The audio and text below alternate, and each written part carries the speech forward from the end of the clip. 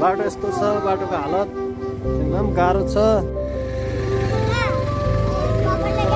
पछाडि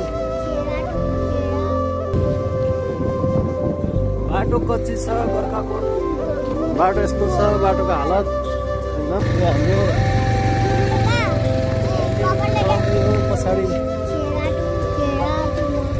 पछाडि लक्ष्मीजी आउँदै हुनुहुन्छ एकदम स्कुटी ल्याएर।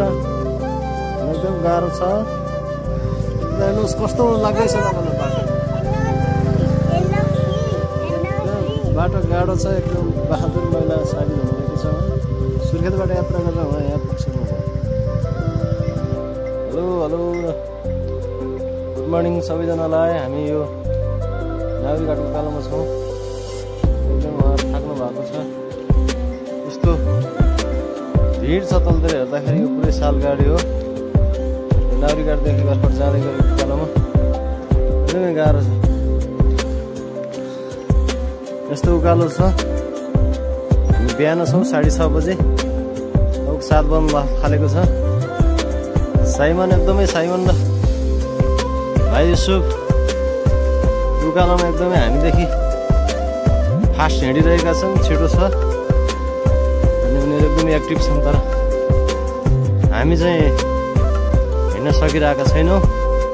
साइमन त अझै एक्टिभ देख्छौँ पाहाडको बाटोमा। उसले नयाँ पाहाड भन्दै हिँडिरहेछ। त्यस्तै छ हेर्नुहोस्।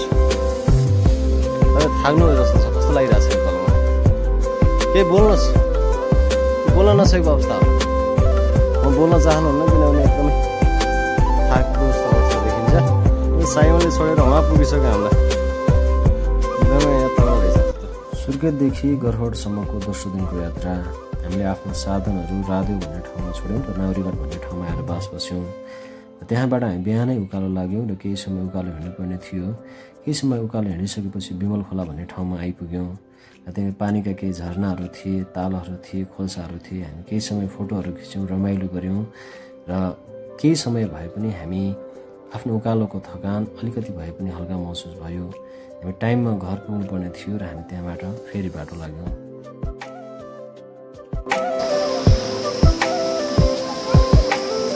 स्विमिङ गरेस? कपडा खोल्दै धेरै हिँड्ने बानी नभएकोले होला हामीलाई नागरिकघाटबाट गरखोट आइपुग्न करिब 6 घन्टा लाग्यो। 6 घन्टापछि हामी फाइनली घरमा आइपुग्यौँ।